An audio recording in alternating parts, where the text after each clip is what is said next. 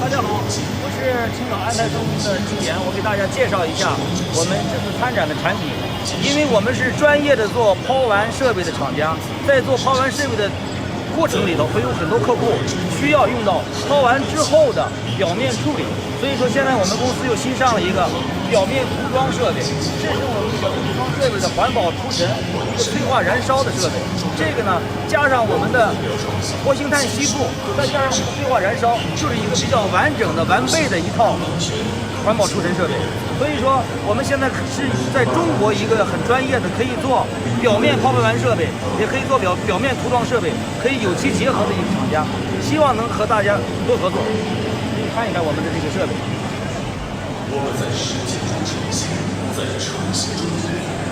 尽管造成了技术，实践和现实面容的产品，就是能将可实现的还要看展会实现。这些运动为使得生产构建真实，他们经历了产业科技，都是科技领域的高级人才。我们每天检验合格的部件有9000个，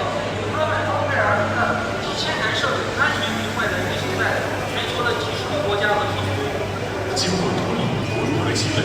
成功研发出行业领先的第3代自动化柔性生产单元，实现自动上下游半成品自动机电网络，